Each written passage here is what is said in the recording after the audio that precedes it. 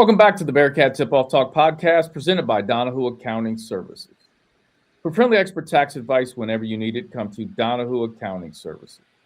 A leading accounting firm in Cincinnati, Ohio, a top-notch accountants strive to help you resolve all your financial and tax issues. Call Donahue Accounting Services today for a free consultation at 513-528-3982 or visit online at donahueaccountingservice.com. I'm your host, Alex Meacham, former Bearcat basketball player from 1997 to 1999 under the Hall of Fame coach, my guy, Bob Huggins. And I'm Neil Meyer of the Front Office News. And I'm JT Smith, editor-in-chief of the Front Office News. All right, fellas, we are back for another episode. But before we get into the episode, I want to know how your guys' Christmas was. JT? Hey, man, my Christmas was pretty cool, man. It's been December. Y'all don't want my December. My December's been kind of trash, but it's ending pretty cool. So I was out here like a bum for like a couple of weeks, but now I'm good. Actually can make the Houston game. Got a loaner car. My car, man, I haven't talked about it to you guys, whatever, that much, but yeah, man. My company's fixing it. So it's going to get fixed any second, but I finally actually got a loaner, so I actually can bust moves when I want to bust moves. I just can't go out of the state lines. I'm out here like I got I'm on house arrest with a real car. But hey, at least I got a car though, bro. I was out here with like me and my wife was out here sharing one car for a week and a half. That shit was trash. That's a struggle right there. Hey, yeah. Did you get anything, JT, really cool for Christmas? Yeah, I did actually. Okay, so hold on. I got this two-parter. Did you get really cool? And did you get a gift for your kids? Like maybe one gift that like totally shocked them and they were like, oh, hell yeah. I don't know if they was like totally shocked, but they knew they were like Zane was super geeked about like something that he got. Like I feel like everybody was super happy about something they got, but I feel like Zane was the most geek, but he got the most animation, so it'd probably be a little different for him. He got let's start with your gift. What'd you get? He got a VR gift. He got a VR. My gift, I got some. Let's see, what was the coolest gift I got? Let's see what did I get when I get out. I liked a lot. I got some boots, so like I got some regular like winter boots, so that was cool. Okay. Yeah. Okay. What did Zane get? He got a VR, virtual reality. Oh, okay, gotcha. So so he was geeked about that. Okay. Yeah. Neil? Yeah, I had a good Christmas. It was a lot of time spending at home with the family, and it was kind of good to have that because for people who know me outside of here, I haven't really spoken much about it, but today was my father's last day in the work field. He is officially retired, so been now hanging out with Pops for a little bit. So it's been nice to have that family time for sure, especially to see him kind of adjust to the new life of what's now retired. So it's been cool. It was a good holiday season for sure. Why did he decide to retire? Was it just he was just ready to chill right up from the sunset, or did he want to do something else? I think it was kind of ready to do something else per se, but he also hit that age where my dad's turning 69 next year, so he was ready to go, and sounds about he was just ready for the next chapter per se. So take time off after working that long and hit that age gap where you feel comfortable retiring at. So it was kind of a family decision in that aspect. Well, good for him. Tell him congratulations. And then last question I have for you all before we jump into the podcast. New Year's, give me one New Year's resolution. JT? Ooh, let's see. All right, New Year's resolution. Damn, I got two in my head, but I'll just go. Let's see. I lost with my little control my snacks, fast food situation.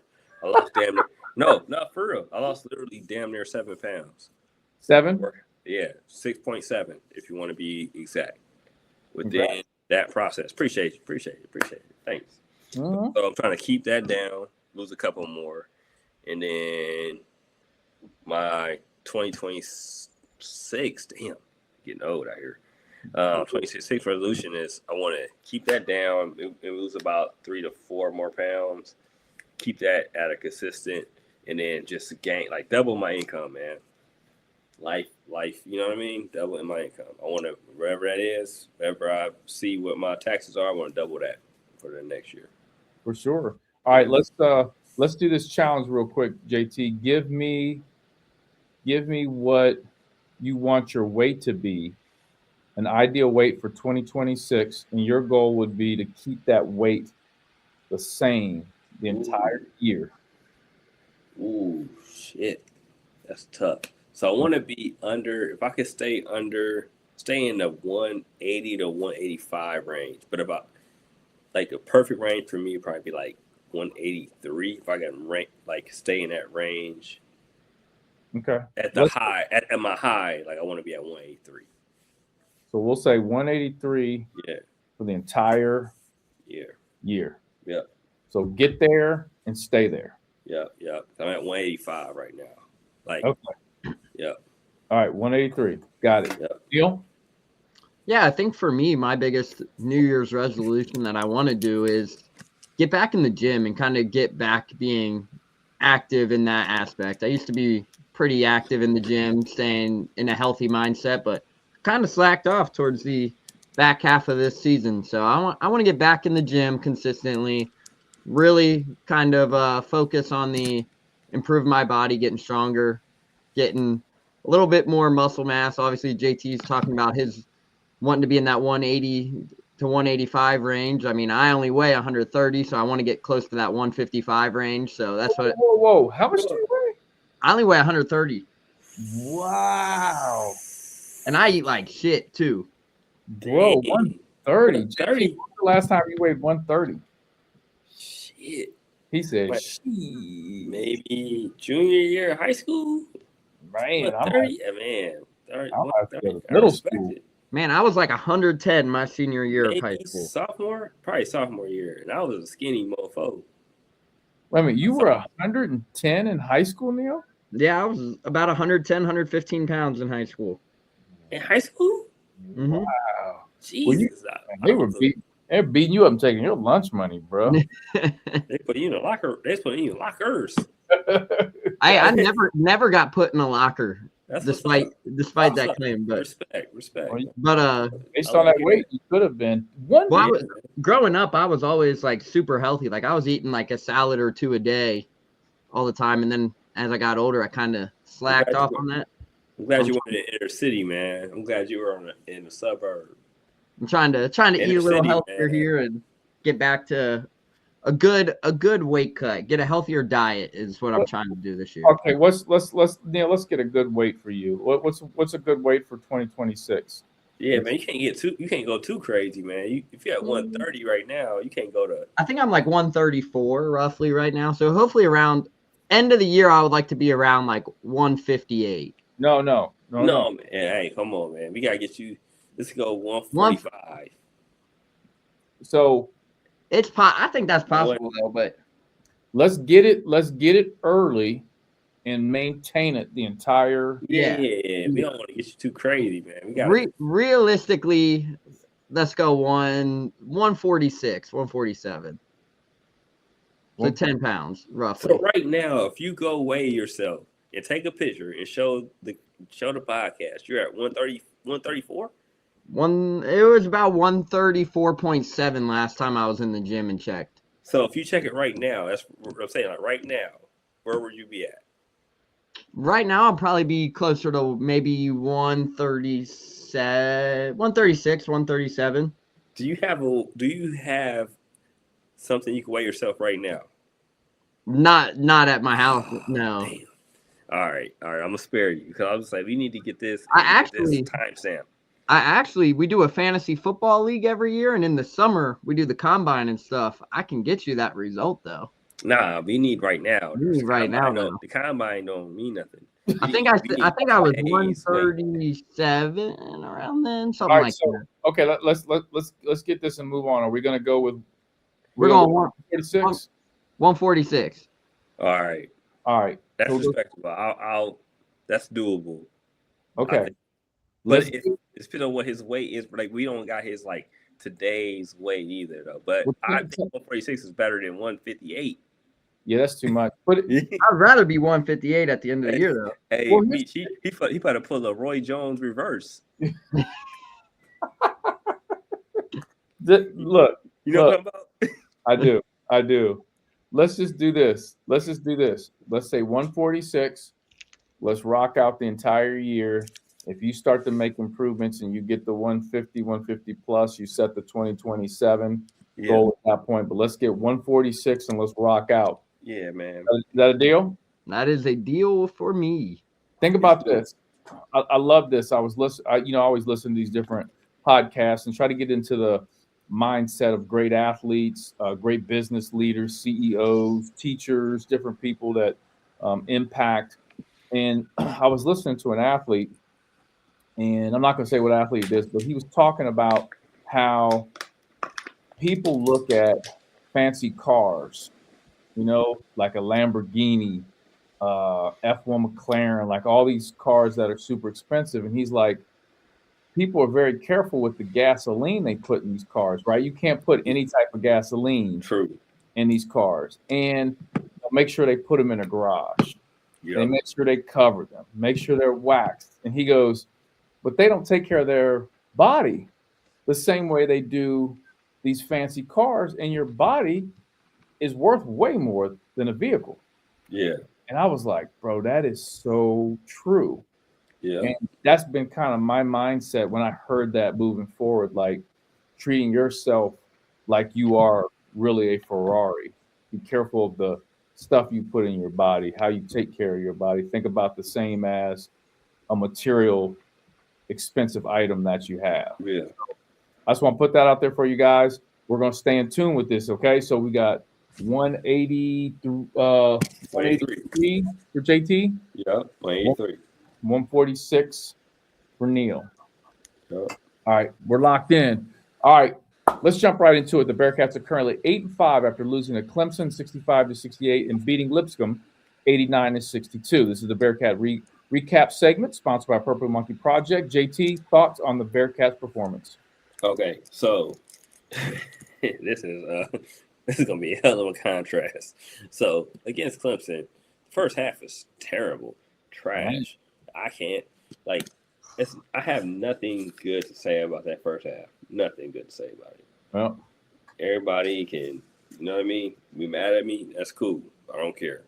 But second half, this team, I feel like West made a couple of adjustments, and they looked a lot better, right? But you can't be down 27 with your back against the wall against a quality team, and you only beat one quality team all year. So that's the part that sucks. Because you're like, hey, you put yourself against – everybody came down to South Carolina, and they knew what it was, and you're like, you're down 27. Back against the wall. You're the Cincinnati Bearcats. This isn't respect to like NKU or – even Xavier, man, we're fucking Cincinnati. Like, you know what I mean? At the end of the day, like it's kind of that pride. We go places, we're supposed to rep. Man, I got a San Francisco 49er hoodie on. I don't have my TFON hoodie on tonight, but shout out to my Niners. We got a chance to be the first seed. But here you go. Yeah, we got rep. And Purdy is not freaking Jimmy Garoppolo. You see what Purdy doing? He out here balling. He won me my fantasy football league. So shout out, respect. Got first league. I kept my man Purdy, and he held it down for me last 3 weeks. But all right, that's neither here nor there. You see, got a freaking snap out of it. Freaking, but against Clemson, they just didn't do what they needed to do, and they almost came back, but it was like almost doesn't count because of how not good their non-conference has been. So that sucked. But I think West has made some changes. You saw the changes of Sincere, aka Buck, starting in the starting. And, you saw Jizzle has played good enough where he's starting again. So like people have to respect that. And they smacked Lipscomb. Lipscomb was a team that was only a 14-point underdog at Fifth Third Arena, and they beat the brakes off of them. So that's a positive. Yeah, I think that's the best I've seen them look. I mean, they looked sloppy a little bit in the first half, and they just were just a better team. Second half, I thought they played a lot cleaner. So hopefully, they have a Houston coming up. We're not going to jump the gun too much, but hopefully they can play more like the second half against Lipscomb, because they're going to have to do that against the Big 12. The Big 12 is a monster. Like I've been saying this before Chisel came back, before before UC look how they look. It's nothing you can sneeze at. I mean, they got 6 teams in the top 25. The 6 teams are in the top 20. The other teams like us, I don't know where we're at in the rankings. Neil probably has that answer. We're probably a top 70 team, I'm guessing, but it's other teams that are not like nothing to sneeze at as well. But you got 6, 7 teams that are like legit, and it's gonna get real, man. It's about to get super real. Come in as soon as the year changes for UC. So I won't take everybody else's thunder on that, but yeah, that's what is going on. Did you watch the Clemson game live, JT?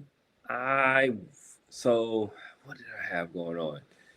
I feel like Zane had 2 games sandwiched in between. So like I was literally like beginning of it, I wasn't watching, but I feel like I was getting like hella updates, and everybody was like, "What the hell is going on?" And then I started watching, and they started playing pretty good. I don't know if it was me watching or not. And then I couldn't watch the finish, but everybody kind of gave me the information on the finish, because he had like a game early. I was driving, got stationary, listened to a little bit on the radio. Then I was like watching on my phone. And then I don't think I watched the finish, but everybody kind of gave me the rundown essentially. And then, so it was kind of like super bad, super, super, super bad. And I was like, oh my God, I think, was it like all they shots were like threes or something early, and they were down by 1,000. And I was like, oh my God, like it's literally what I was talking about. And then, and then they start making a comeback after the fact. And I'm like, what the heck? And I start watching it, and I'm like, okay, it actually looked like something, but you can't spot a team 27 points. Like, I just can't imagine like a team spotting us 27 and we lose. You know what I mean? At home or at a favorable area. You know what I mean? So it is what it is. Yep. Neil? Yeah, like JT mentioned, obviously the first half of the Clemson game was pretty hard to watch. I believe Clemson jumped out to 14-0 to start this game. And Cincinnati, I think, was just, 1 for 10 from the field after their first bucket. So, I mean, overall, the first 20 minutes of that game was pretty horrendous. I mean, I think they trailed 38-17 at the half, if I remember right, which was the lowest amount of points scored in recent years. So, not ideally a good start there or a good showing for Cincinnati, trailing by as much as 28. But whatever they did in the second half, whether that was playing the smaller lineup with Jizzle James, Sincere Harris, playing alongside Dede Thomas there with Baba Miller and Mustafa Cham, that lineup worked. And for Cincinnati, I mean, when your back's against the wall, usually when you're down 27 points, teams aren't going to show the kind of fight that Cincinnati showed in Greenville. They usually are like, oh, we're down 27. Let's just hope these next 20 minutes or so go by as quick as possible and we just get out of here and don't even think about this kind of performance. But they fought all the way to the end. I mean, Jizzle James came in and had a huge second half. Dede Thomas hit 5 threes in the second half for 15 of his 17 points, which was huge.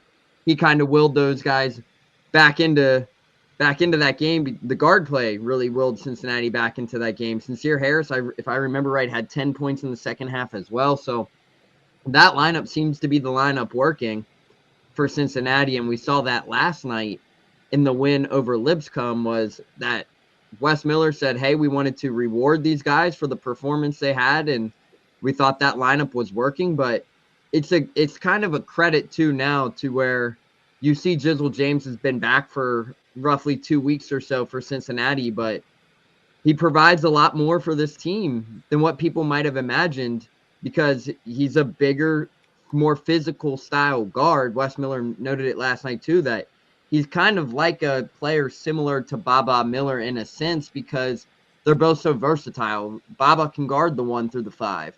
Jizzle can guard the 1 through the 3 and be capable of making an impact on both ends of the court. And last night he finished with 16 points, 7 for 11 from the field. So overall, it seems like this smaller lineup is really kind of working for Cincinnati. I mean, Kirk Carissa comes off the bench last night.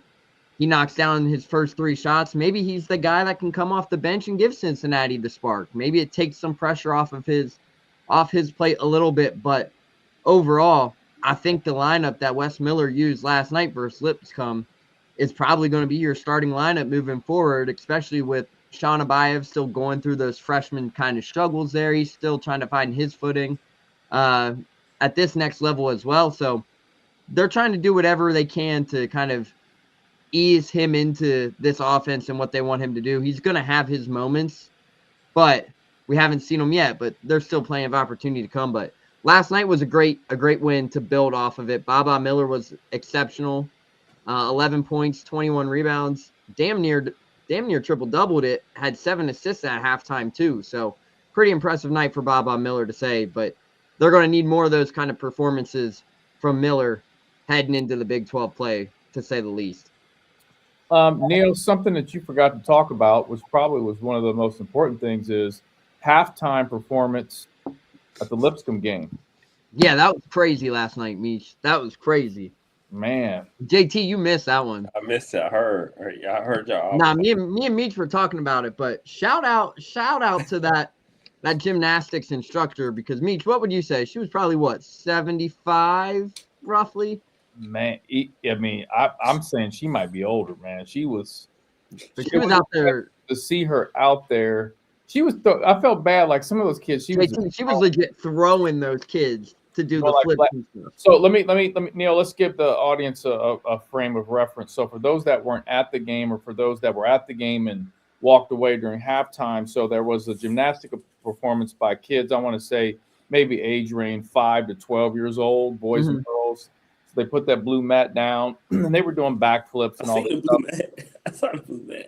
They put the blue mat down, and they had their gymnastic coach, which I don't know who she is, but my assumption is she's like an OG in the gymnastics game, and she's been like a long-time great coach because she had to be 75 plus, helping like the 5-year-olds do like JT these backflips, and she's literally going like this.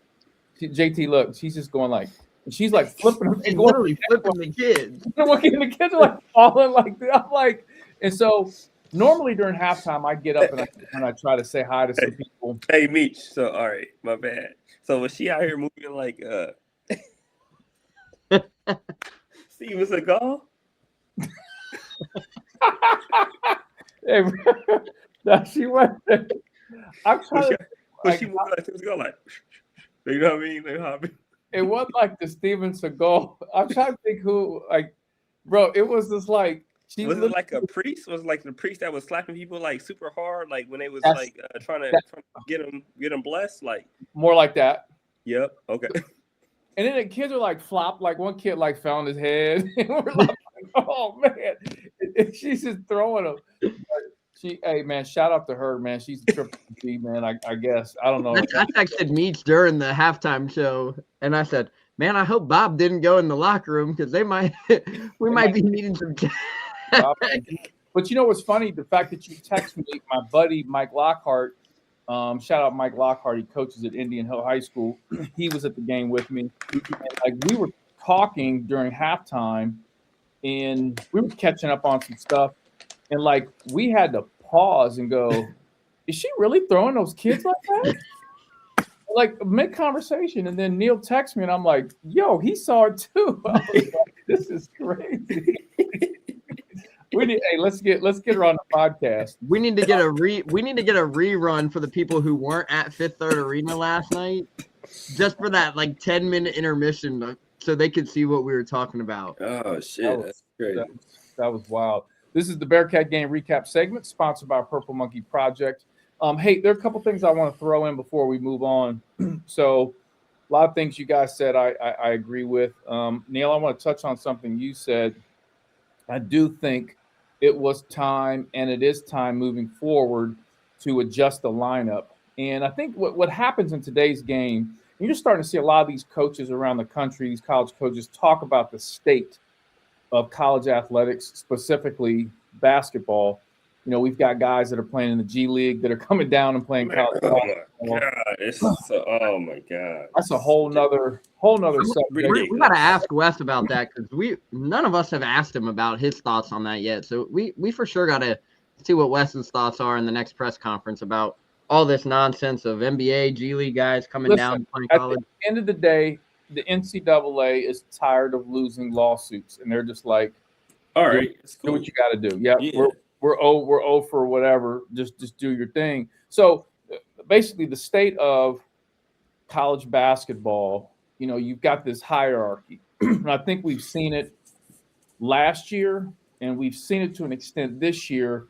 But I think Wes Miller is starting to make those changes, and that is you've got these guys who are getting paid a certain amount and come in with a certain name, and it's like these guys need to play, right? Yeah. I.e. Kerr. Yeah. Okay. Yeah. You know, you've got him, Sean, Yeah. right? He comes in, McDonald's All-American, all these accolades.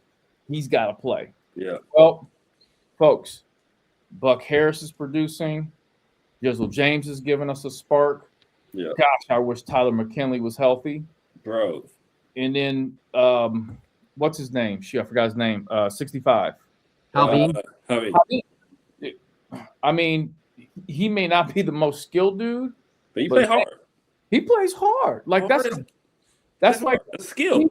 He reminds me of a old school Bearcat player that comes in like their freshman or sophomore year, is playing hard, trying to learn the game, and then by their senior year, they're an integral part of Bearcat basketball. So I think Wes is to the point where it's like, fuck it. You big money, big name people ain't getting it done. I'm going to go with the guys that are going to get it done. And I think Wes experienced that a little bit with, let's go back to the Josh Reed situation. Remember, Josh Reed didn't play early. Yeah. Josh Reed didn't play his whole career, really. Yeah. And then all of a sudden, he was inserted, and he was doing things that other people weren't doing, didn't want to do. And then he provided them where it was like, people were chanting Josh Reed for MVP. And like, remember, we interviewed him on the podcast. So I think we're to that point now where it's play the guys that are going to impact winning, going to help you win, regardless of what their name is, jersey number, doesn't matter. I think you got to play those guys. Yeah, I don't care if your number is 99. Like, hey, get out there. Like, you're going to help me win. You're going to help me win. You're going to do those things that – but I think back again, it comes back to there's a certain type of criteria that's necessary to put on a Bearcat uniform to play Bearcat basketball. And it's just what it is, man. And those that do that, I mean, Tyler McKinley, I was talking about this. I was talking to this, like, I remember it was 2 games ago. I was talking to somebody about, they were like, who from this Bearcat team could have played on your teams? I'm like, Tyler McKinley would have been I would have loved to have had a Tyler McKinley on my team and watch him grow and develop. Buck Harris for sure could have played just because of his energy. Yep. You know what I mean? Like, those guys have that DNA of Bearcat basketball. So, so one, I want to say, I can see Wes starting to make that adjustment. Now, just keeping it real, and I think we might have touched on this a little bit before, when you have these guys that are the higher profile, bigger name, bigger money guys, they're attached to an agent. Okay. Yeah. And if, like, let's say Sean Abib, let's say his minutes go down because he's not impacting winning, and you insert Buck, and Buck's doing things defensively, he's getting to the basket, he's getting to the free throw line, and he's impacting winning. He plays more. You may now piss off Sean's agent. Now, his agent had another guy who's going to come to UC who might be a 4-5 star. Yeah. It's just like, now you're dealing with these, like, it's dealing with NBA problems. For sure. Not NBA. You know what I mean? That's what it is, like, end of the day. And you didn't have that. Like, you didn't have that to that extent when I played. Bob Huggins is like, if you get it done, you're going to play on the court, like plain and simple. If not, you're out of here. You're gone. Yeah. I don't care. And I think Wes has to. I think Wes understands that. Wes is to the point now where I got to save my job. Yeah. So I got to quit playing the political game and dealing with the agent game, I should probably call it. But he needs to find out who are my Josh Reeds. Is it Tyler and Buck and these guys, and put these other guys on the bench, man. Kerr needs to be on the bench. I'm sorry, period. Yeah, he's been poo-poo platter this year, and he's not getting it done. The other thing I want to say is this. Sorry for that rant with that, but good rant though. I like it. I appreciate that. Yeah, it's a good rant. The last thing I want to say is, I know a lot of people. I talk to fans at the game. I love talking to the fans, especially the ones I don't know at Bearcat games, just to get their perspective. There have been a lot of Bearcat fans that are out on Wes, kind of halfway out on this team. But I told them last night, I said, Louisville game, second half of Clemson, how they performed last night, it continues to give me hope. Like, I'm like, there's something there, right? So second half of that Clemson game, you're like, imagine if we put together a first half. A decent first. It's just adequate. 100%. Adequate. Just not even like great. Just like okay, like slut, like a I hear you. I hear you 100%. Let's say you take first half Georgia, second half Clemson. Those are two great examples of this could be a good basketball team. Yeah. So I still have some hope. Now at the same time, I'll watch and I'll just see a garbage basketball team. You know what I mean? At times, I'm like, what? But what is this? Like, what's going on? Yeah. But I think it goes back to, and this falls on Wes, and that is, you have to have the right lineups in there at the right times. Yeah. And the guys that impact winning. And I think that falls on Wes and his staff, and they have to continue to figure that out moving forward in conference play. So you look at conference play, and we're going to talk about that a little bit later, but you're going to go against a lot of juggernauts. I think you said 6 teams in the top 20, top 5 in the top 20 right now in the conference. Six top 20, actually 6 teams in the top 17 technically, if you want to be very, very concise. So with that being said, there's going to be a lot of great opportunities for this basketball team to prove themselves. It could go, and when we talk about this a little later, it can go one way or another. Yeah.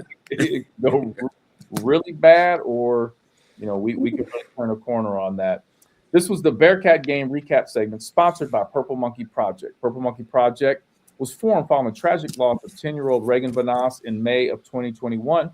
Reagan was a ray of sunshine who lit up every room. The Purple Monkey Project is named after Reagan's favorite stuffed animal and seeks to keep Reagan's spirit alive by being a ray of light in the community and promoting random acts of kindness by providing scholarships and other financial support of youth and youth-centered charities in Southwest Ohio. The Purple Monkey Project seeks to pay it forward, all in the name of Reagan. To learn more about the Purple Monkey Project, please visit purplemonkeyproject.org or visit them on Facebook at Purple Monkey Project. This Saturday at 2 p.m., the Bearcats take on the number 8 team in the country, Houston, at the beautiful Fifth Third Arena. You're listening to the Bearcats Tip-Off Talk podcast presented by Donahue Accounting Services. Now let's jump right into the Big O segment sponsored by Oakley Greens. In this segment, we cover players to watch and key matchups. JT, who should we look out for from the Bearcats? Hey, I'm back on the bandwagon, man. Jizzle James.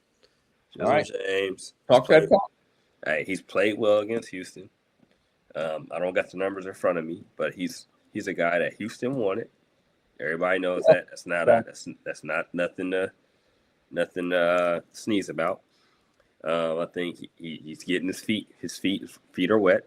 You know what I mean? He's back. He's impacting winning basketball. I think he's going to do. I'm looking for him to go 15 points, 3 to 4 assists, 3 to 4 rebounds, maybe a steal or two. But I think he's going to have a chance to impact this game. And JT, I think that's an excellent pick because when you think of Houston, you think of toughness. Houston has the blueprint, the DNA of old school Bearcat basketball, right? Yes. Right. Yes. So when you think of that toughness, I think one guy that understands that and can provide that toughness for us is Jizzle James. So I think that's an excellent pick. Appreciate it, man. Appreciate it. But yeah, for sure. Watching Houston makes me sad sometimes. It takes you back to the because it's like they took the UC brand. Yep. They took it. They basked in it, but then they got actually better scores than when the brand was at that at that type of skill or that type of where it was at. They kind of put it was kind of like not putting a cut on it, but it was, you know what I mean? Like, you know how people are like, hey, we put this and they put like a little boost on it. It was like kind of getting like that booster, like playing Mario Kart, and then you get that boost and you take off. They're like UC with the boost. JT, I'm not a video game guy. You lost me on that one. You ain't never played Mario Kart? So growing up, bro, we weren't allowed to play video games. You were outside, man, and I've always been like that. No, I don't mean to be like. Not like late college? Bro, I have Mario never Kart was late college for me. I never played Mario video. Kart was middle school. Heck, some of my friends still play that. That was late college for me. So You gotta reevaluate your friends. All right. No Nintendo 64? Nope. Damn. Okay, my bad. Bro, we were outside in the streets, bro. You were outside. Let me rephrase that. You were in the streets. You're in the streets. We were outside playing basketball, tag football. No. But I'm saying like Mario Kart was more like a college thing for me. Well, what was that? So you got to think about this. Okay, think about this. So you're like, okay, cool. So okay, y'all were at Vertigo's. That's where I was at. I'm done with you, man. I'm done with you. We're moving on. Neil, I'm done with defund JT. Let's go to Neil. Let's go. Give us a few players from Houston, man. We're done with JT. Look at him coming back too. Hey, what's funny is Neil don't know what that is, so like he don't even know like what I'm saying. But Meach know what I'm talking about. Meach know what it is. Y'all was there. The Vertigo. I remember we didn't call it Vertigos. We called it Vertigos. Yep, same. I was being PC. Vertigos. Yep. Neil don't know what we talking about, man. It's literally right where Kroger's is right now. So that's where it was at. I think it's where is there like a Walgreens? Is there a Walgreens there or? I don't know. It's a CVS. It's a CVS or a Walgreens. It's one of the two. Nah, because CVS ain't moved. The CVS is over across the street. The one next to Kroger, Vertigo, was right in there. Yeah, so your Kroger's expanded. So essentially, like if you take away how that Kroger is built, Kroger is kind of like Vertigo. Essentially. Yeah. So aisle 5 through 8 was Vertigo. Yep. So like kind of half of Kroger is Vertigo, essentially, because it was always a Kroger there, but the way they made it built, it's all good, man. You won't understand, but it's kind of like JT, we should do a podcast where we just talk about stuff and find out how much Neil actually knows about the area that he's covering out. He's just like, I don't know what you're talking about. Like, man, he said, "You telling me there was no Target over there?" Nope. Now, Neil, we'll get to something you know about, and that's the Houston players. Who should we look out for? Sure. Yeah, I think for Houston, obviously, Kelvin Sampson has another top 10 team that he is building currently down there in Houston. But for Houston, obviously, when you look down at the strengths of their team, the strengths of this Houston team is from the backcourt. I mean, between Emmanuel Sharp, Miles Uzan, you have two veteran point guards there, combo guards who can really score in volume as well. Miles Uzan's a guy who likes to facilitate as well, but Emmanuel Sharp's had a big year. He leads the team in scoring 17 points. per game. Then you have the true freshman Kingston Flemings, who is a top 25 player in the 2025 class, who's came in and made himself essentially a projected NBA lottery pick. So those are where you're going to get your guys scoring in volumes, or between the guys like Emmanuel Sharp, Kingston Flemings, Miles Uzan. But the player that really sticks out to me about Houston is Joseph Tugler. And that's a guy who was the Big 12 Defensive Player of the Year last year. He is a guy who could come in and essentially make a great case to win it back-to-back years. He is that good of a defensive player. He is your glue guy for Houston, averaging 22 minutes a game, but leads the team in rebounding. He is one of those guys who is going to come in there and make it difficult for you to get a bucket versus just about any opponent.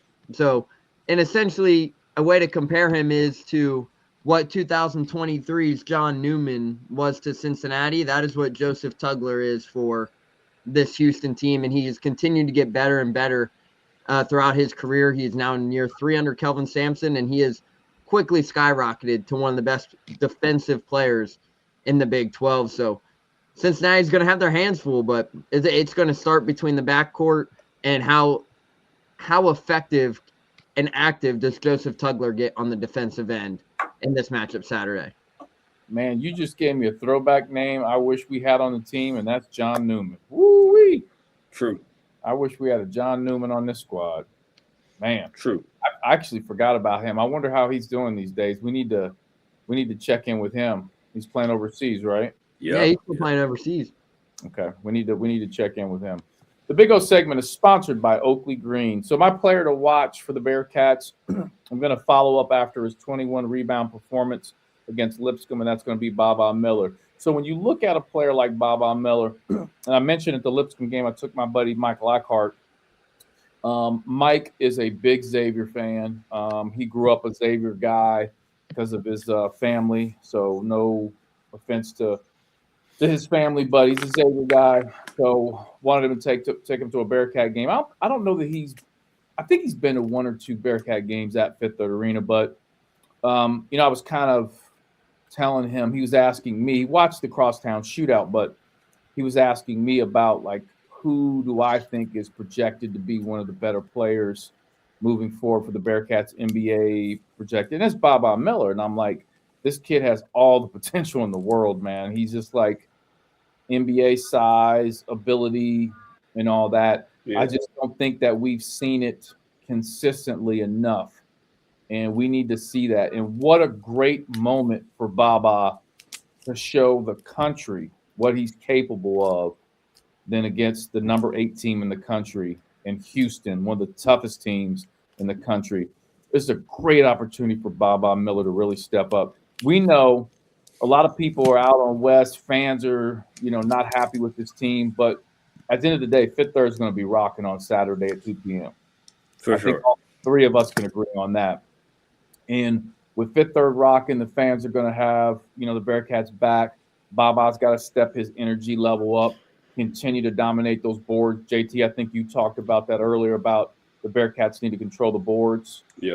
You'll talk about that a little bit. So with that being said, Baba's going to be a big key to the Bearcats, I think, winning this basketball game. The Big O segment is sponsored by Oakley Greens. Oakley Greens, the ultimate spot to catch your hometown team in every big game. With 6 giant LED screens and TVs at every angle, it's more than a sports bar. It's your entertainment headquarters. All the sports, all the time, all at Oakley Greens. Located in Oakley Station next to the cinemas, you can check them out online, www.oakleygreens.com. You're listening to the Bearcat Tip-Off Talk podcast presented by Donahue Accounting Services. And ladies and gentlemen, he is back. He's been defunded a couple times. But there's one segment that will always last regardless if he's defunded or not. And that is the name game with our guy, Neil Meyer. Here we go.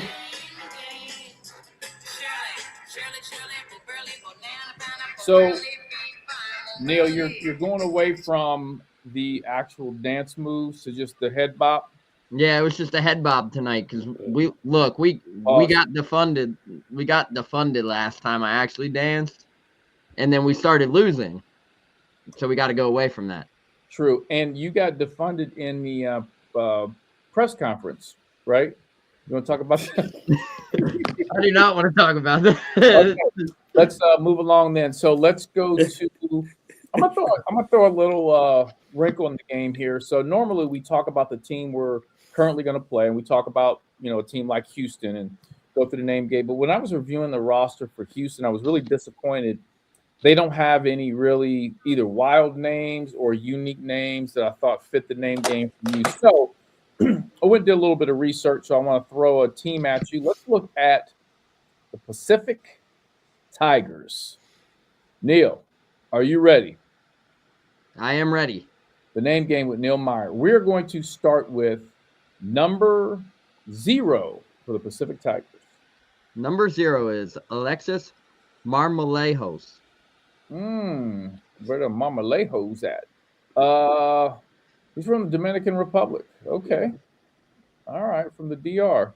All right, let's jump into it. Number 3. First name is wild. Number 3 is Carl Cheon Young. See, JT, that's when people are just trying to mix a bunch of names together. Yeah, and doing too much. Like the dad name was Carl. Yep. And was that name like Cheon? Nah, it's something else. It's longer than Cheon. It's like Ray Cheon something, and they try to merge it together. Yep. You know what I mean? Yep. Or it's a brother and a cut. I don't know, man. They did some bullshit. Sorry, man. Sorry, Mr. Young. But yeah, it's real. The parents did some bullshit, man. And that's what's going on.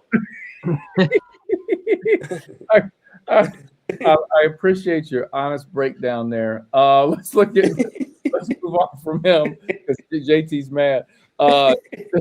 Neil, number 7. Number 7 is Augustas Brazidikis. Hey, that's foreign, so I can't really give it a breakdown on that. I don't got a breakdown. That's out of yeah, my man number 3. I can give you a breakdown. I can't give you none on that. We need somebody from Canada to give us a little breakdown. You know what I mean? Because that's something that's a cultural thing I can't get into on that. You know what I mean? I don't know what it is. Neil, can you give it another shot here? I just want to hear one more time. Augustus Brazidikis. He doesn't have the little button there where it will play his pronunciation. No, they gave up.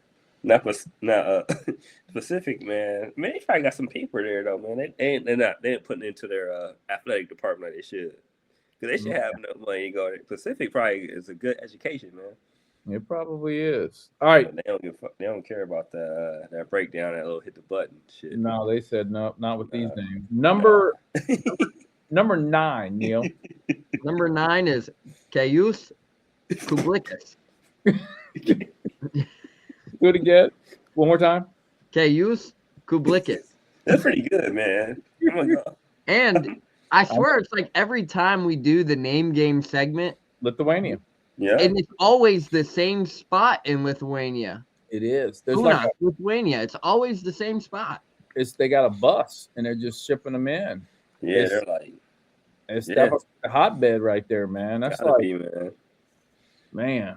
Damn, that's crazy. Yeah, that must be CMOS's boy. Gotta be, man. CMOS gotta know him, man. I'm gonna text CMOS and say, "Do you know?" He gonna be like, "Man, fuck you."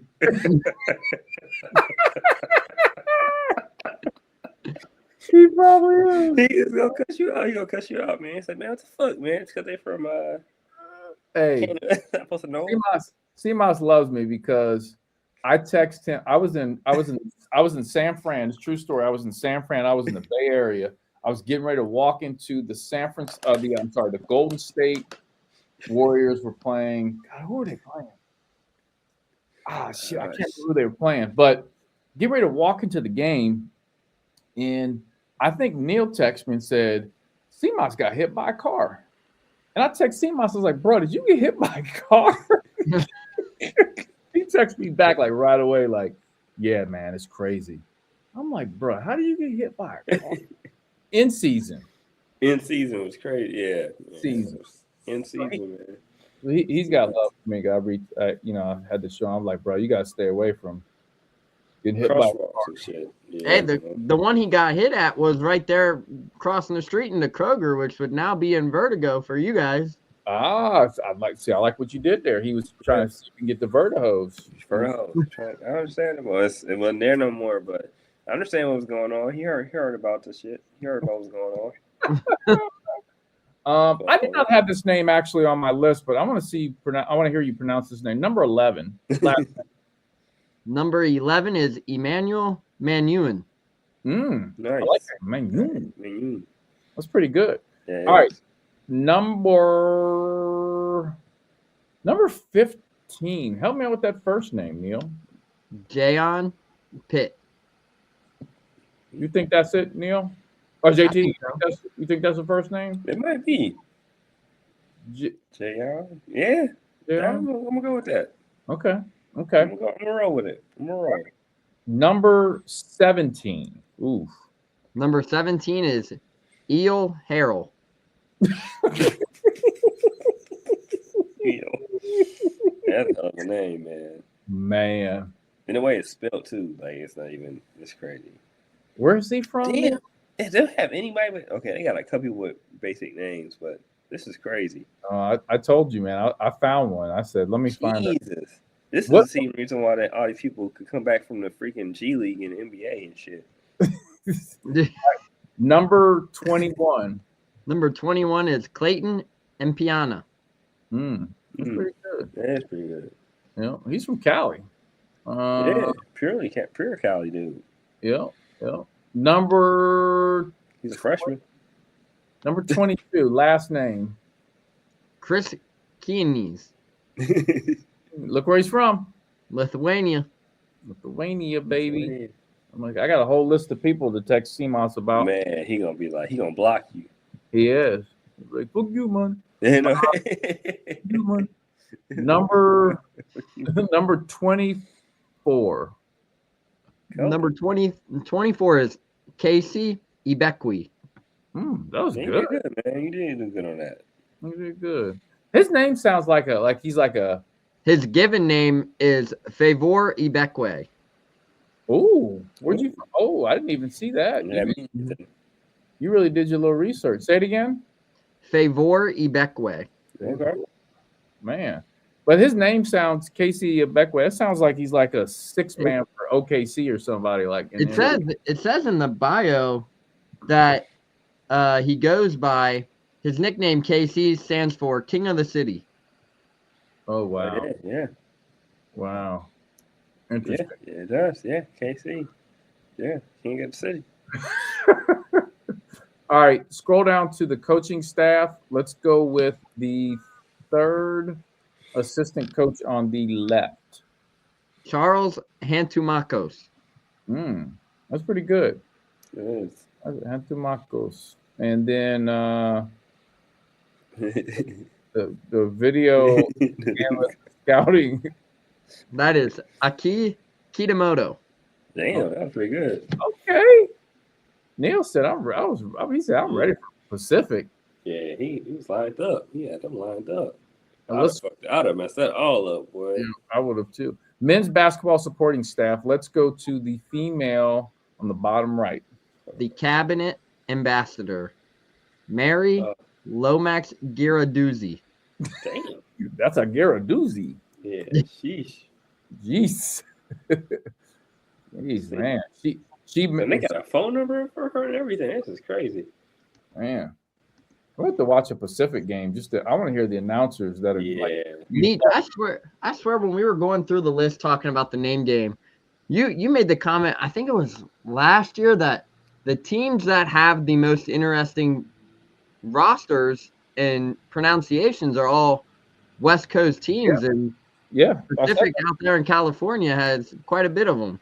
Yeah, I think I found this one. I just look up West Coast schools that are like mid-level or whatever, and they've always got some Some wild names, man. Because if you go back to the head coach of the University of Florida, Todd Golden, he was originally at not originally, but his last stop was San Francisco. When he was at San Francisco, he had a lot of foreign players, and so that whole West Coast trip there in California, a lot of West Coast teams had a lot of foreign players with a lot of wild names. So we just need to probably move the name game to just like all West Coast schools.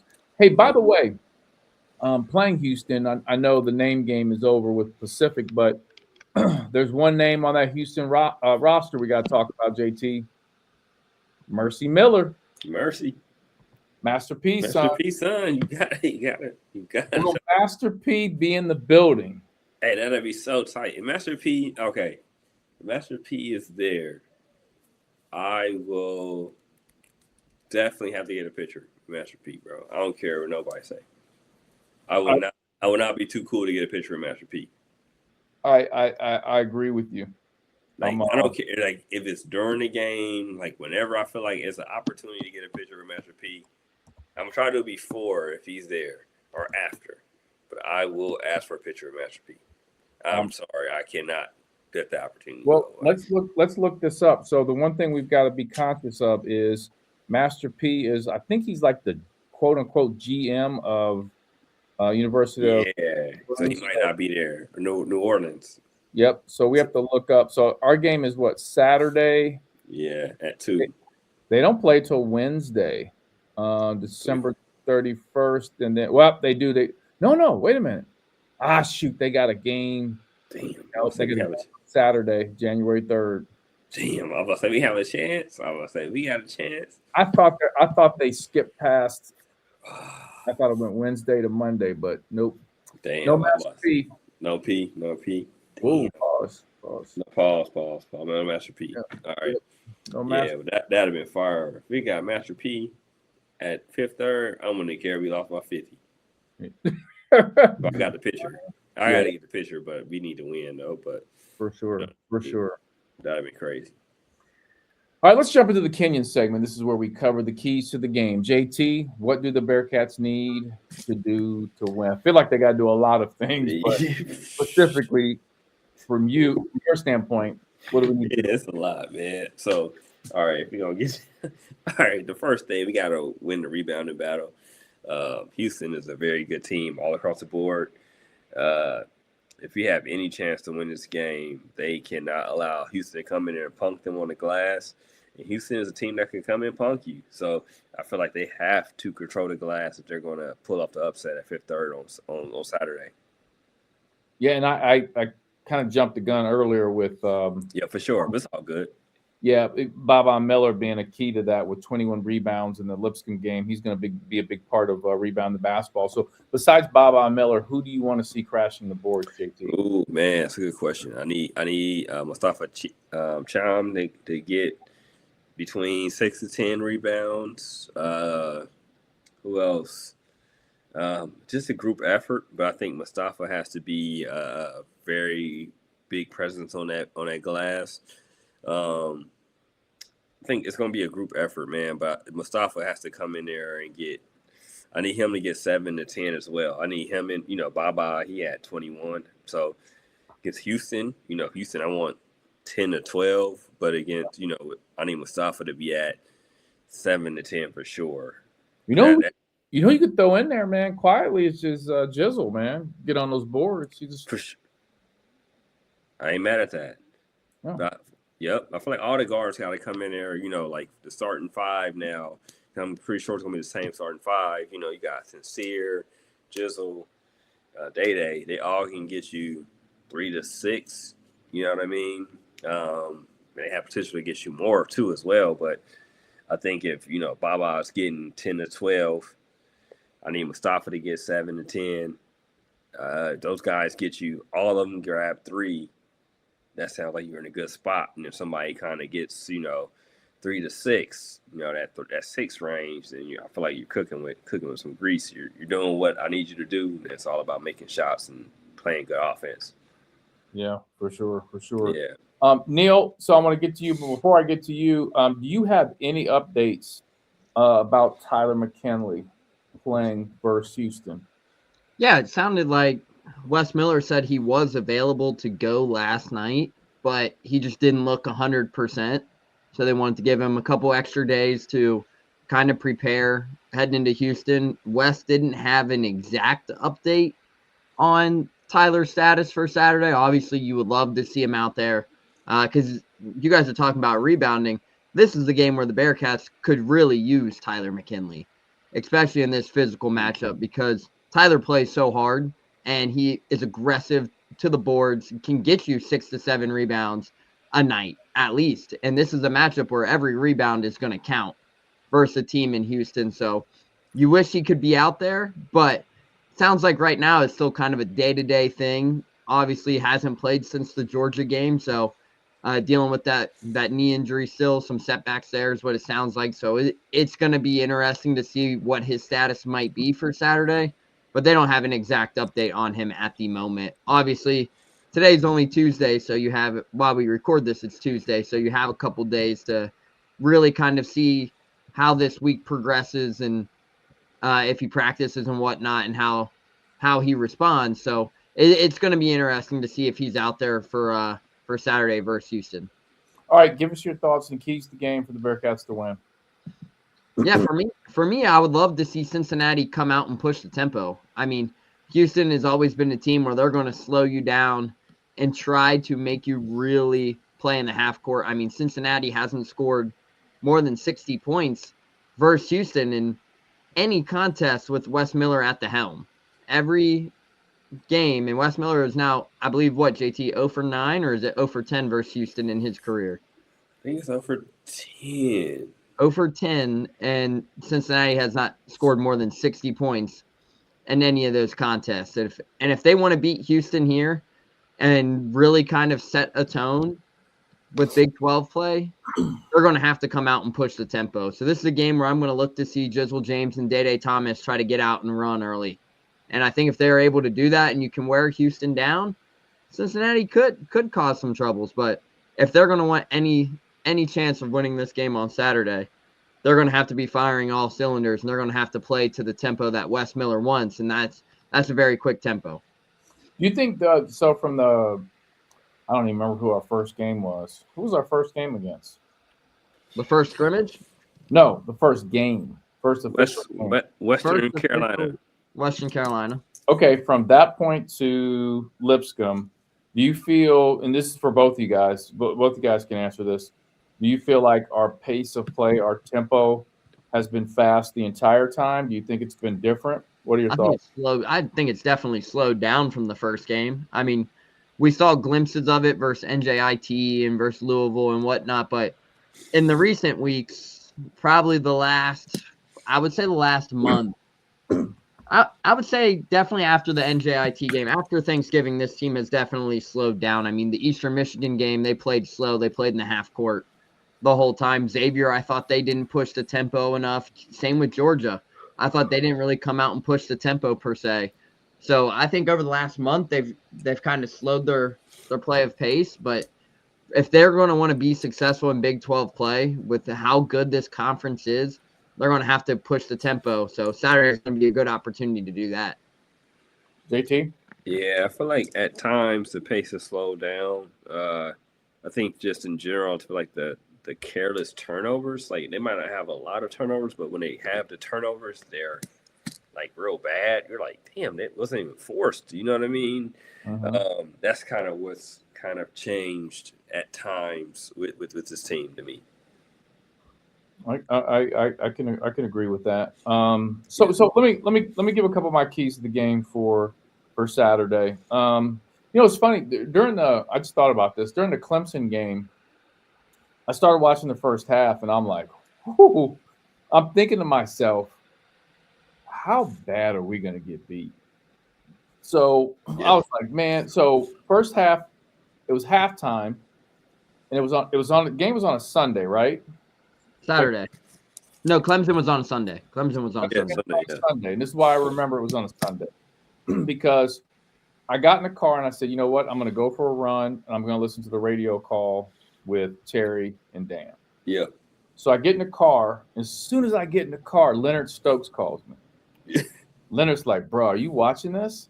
And I said, man, I just got in the car, man. I'm going for a run, man. I'm going to try to just listen on the radio and change the mojo. Yeah. And obviously, during my run, like, I'm not kidding you. When I'm on my run, I run in Indian Hill on Given Road. Yeah. And there are not a lot of cars on Sunday on Given Road, church and what have you. It's pretty quiet. And I'm literally like running and like, yeah, like, come on. Like, because we're starting to, come back and all that. So I'm like cheering as I run.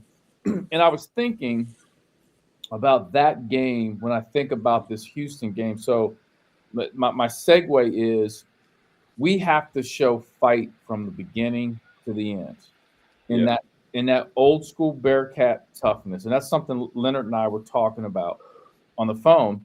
So you can't come out against a Houston team. I think Houston is better than Clemson. We can agree on 100%. If you get down, against Houston like you did against Clemson, just clear out the arena. It's a wrap. Like, just clear it out. Yeah. So from the start of the game to the buzzer at the end of the game, we've got to have fight. Win or lose, we got to have fight. And here's the thing I want to say. I think if we put together two strong halves and we somehow win this game, it could possibly change the trajectory of this team. I could see Wes going, this is the team I told you all about. I could see the team going, man, we have the ability to do this, and their confidence level going up. I think it really could change the trajectory and help them out quite a bit. It's going to be a tough task, but they've got to fight from beginning to end. The crowd's going to be into it. Fifth Third Arena is going to be rocking. Is it like wear black or wear red? What is it for the game? I don't know. It's probably the theme for Saturday versus Houston is wear black. So wear black. Okay, so the whole arena is going to be in black. I assume they're going to wear black uniforms. UC. So I would assume so. So my key to the game is to fight from beginning to the end. Have that toughness, and don't go out like a punk. Yeah. Period. You listen to the Bearcat Tip-Off Talk podcast presented by Donahue Accounting Services. Now let's jump into the Twyman segment, and this is where we cover hot topics. So the hot topic for this podcast, shout out Neil Meyer for giving us the lob on this, is our predictions for Big 12 conference play. JT, we're going to start with you. We want your prediction and any thoughts you have on the Bearcats' performance in the Big 12 schedule this year. All right. So I'm going to start off. Let me lay it up. There are 18 total conference games. Yes. 9 home, 9 road. I'm sorry. Yes. Go ahead, JT. All good. So I'm going to start off. I'm going to say Bearcats can go 7-11. That's kind of what I see because I haven't seen enough consistency against this skill, The Bearcats will be playing right now. There are 6. I don't know if I said it earlier, but there are 6 teams in the top 17. You know what I mean? So right now in the Big 12, there are 6 teams in the top 17. There are other teams that are legit. It's not going to be a cakewalk at all. Like no matter how they cut it on the road or at home. So with where they're coming in 8-5, 7-11, man. Okay. That's not going to get it done. That's not going to get you to the Big 12. I mean to the March Madness, but that's what I'm seeing because that's what they did before. You only beat Dayton. Everybody else that had a post, they did not win. The positive is I will say Jizzle James coming back. It's giving them another life beat, another lifeline, and I feel like he's good enough where he can change the trajectory of this team, possibly. I do believe that. But 7-11, man, as right now, and I hope I'm wrong. I hope I'm wrong on the good side of it too, though. But you go 8-5, and with these teams you play, you let Georgia just do what they wanted with you. You lose to this trash Xavier team.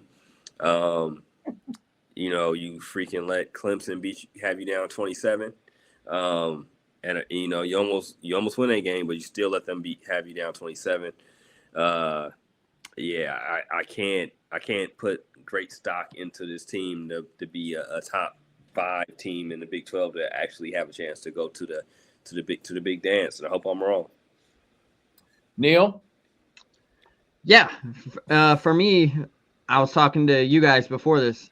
Realistically, I think this is going to be a tough path for Cincinnati. I mean, when you look down, especially at the month of January, I spoke about it with Russ Heltman on the Bearcat Blitz podcast. Cincinnati is going to have to find a way to arguably go 11-7 to make the NCAA tournament. But with the month of January that they have, I mean, it's going to be really difficult. I see them going 5-13 in Big 12 play. I don't see them really kind of getting over that hump despite their early season struggles. And the reason I say that right now is when you look down at the Big 12 standings right now, I mean, Arizona's the overall number 1 seed in all of college basketball. They're on the schedule. Iowa State, BYU, Houston, Oklahoma State, a team with the first-year head coach, was projected to finish at the bottom of the conference. They're 12-1 heading into Big 12 play. UCF is 11-1. Colorado is 10-3. Like, there is no easy games on this schedule for Cincinnati. And I mean, when you look down, like I said, after the non-conference slate, it's going to be hard for them to really get to that double-digit marks without taking a couple wins versus a team like Houston, a Texas Tech, a BYU, an Iowa State, and Arizona. But the first 3 games are going to be time or tell for Cincinnati, but I just think in conference play, I think they go 5-13. And I tried to gather and try to look into it and see if you could pick some other wins out of there. But when your first month of Big 12 play, you have Houston, West Virginia, UCF, Colorado, Iowa State, Arizona State, Baylor, and then Houston again. I mean, that's essentially what you have. The 2 matchups versus Houston, Arizona, Iowa State. That's four games right there in the month of January versus top 5 opponents, essentially. So it's going to be a rough path for Cincinnati. And I think if they come out and things trickle south, I just don't see them digging out of the grave that's already there. So that's where I'm sitting 5-13, unfortunately. All right, so I got JT at 7-11, Neil at 5-13. My thought is this: this Bearcat team's been so inconsistent. This Bearcat team is like Cincinnati weather. It's 70 one day, 26 the next day. You don't know what you get. If the Bearcats can put together some consistency, which I'll talk about here in a second, I think they can save face. This team could easily go 0-18 if they don't perform. This conference is so good. Like, you could legitimately say they lose to all 6 of those teams in the top 17, as you said, JT. And then some of the other teams, like on the road, you can easily go lose a road game. This team could go 0-18. However, I am going to go in a total different direction. I'm going to go the direction, if we can hold it down, play well, shock the world, and beat Houston on Saturday, this Bearcat basketball team, my hope, my wish, could go 12-6. Call me crazy. 12-6. And I break that down: 7-2 at home, 5-4 on the road. I think obviously the home is, I hate to use the word easy, but a lot easier than 5-4 on the road. The road's going to be a monster for the Bearcats this year. Going to be a monster. We got to hold it down at Fifth Third Arena. And I think if we can get some momentum going and get the crowd back and energized, we could win some home games for sure. It's the road games I always worry about. I'm going to be like normal. I'm going to be glass half full guy. I'm going to say 12-6. Totally a lot different than what you guys have. I think based on 7-11 and 5-13, those are non-NCAA. That's those records are not going to get them to the NCAA tournament. Yeah. What I predicted will get them there. That's my hope, and that's my prediction. And I'm going to stand on business, Neil. All right. So, now that we're going to be into the Big 12 play, I will start talking about we need to get a sponsor for hygiene. Your hygiene. Hygiene, because hygiene is about to get real. It's about to get real. They're basically, speaking of the hygiene, JT, they're going to be locked in a phone booth for a month, essentially. Every contest, they're going to be in the phone booth. No gloves, going to be duking it out in the phone booth. That hygiene could get real. No, the hygiene is already real. They got to fix what I think is going to happen, and I hope I'm wrong. I hope we're going more Meach than what I picked and what you picked. Yeah. Now they're kind of like Castaway. So Tom Hanks? Yeah. Real Castaway-ish. You know what I mean? Just for real, just raw. Or what's one movie where I'm the captain now? We out here like that. We got robbed. You know what I mean? We thought everything was gonna be gravy. You know what I mean? Yeah. So I hope I'm wrong. And then we come back, we're like, at our next pod, we're like, dog, they just smacked Houston. Well, they smacked Houston by 15 or 10 or something. Man, if they win by 15, I will run on the court like Corey Blunt did after we beat Xavier. And I will do, what's the latest TikTok dance? I don't know. You gotta check with some of the kids. I don't know. I gotta ask my kids. Or shit, Neil might know. I don't know. I'm not a big TikTok guy. Okay, you're not. I'll do the latest TikTok dance at half court. So they win by 50. I would love for them to do that. If they win, will you do a win? Would it have to be by 15, or would they win? 15. Okay. 15. Yeah, I had to get this on record. The real question is, Meach, are we going to do another wager between you and JT where JT will have to wear Alex Meacham's jersey again? No. Because why is Meach already he got some other stuff going on right now. We don't need me to get involved. He got some BYU stuff going on right now. Yeah, you do got that one. Forgot about that one. I do got the BYU. You want me to hold on to that? Yeah, man. We can talk about that later, guys. Y'all make sure y'all tap into the podcast, man. We'll talk about it later. We won't talk about that. I forgot about that. Yeah, we'll hold that. Where you going with that? You say you got some other stuff going on. I was like, what did I do? Yeah, no. I do. We got BYU stuff going on. That's gonna be fire though. Yeah, we might have to get OG on there. Yeah, I was just about to say, what are the odds we can get him on the pod? Let's keep it on the low. Let's keep it on the for now. Yeah, we'll build that up, man. Let's see what happens. See if you're free. Yep, that'd be fire though. That would be very fire. So, okay. So just to close out the podcast, we got JT at 7-11, Neil 5-13, and me with the hot take of 12-6, getting into the NCAA tournament. We will see. Right. Fellas, this concludes another great podcast. Thanks to all of our sponsors, Donahue Accounting Services, Purple Monkey Project, and Oakley Greens. You listen to the Bearcat Tip-Off Talk podcast presented by Donahue Accounting Services. For friendly expert tax advice whenever you need it, come to Donahue Accounting Services, a leading accounting firm in Cincinnati, Ohio. Our top-notch accountants strive to help you resolve all your financial and tax issues. Call Donahue Accounting Services today for a free consultation at 513-528-3982 or visit online at DonahueAccountingService.com. Thanks for listening to another episode of the Bearcat Tip-Off Talk podcast presented by Donahue Accounting Services. Go Bearcats.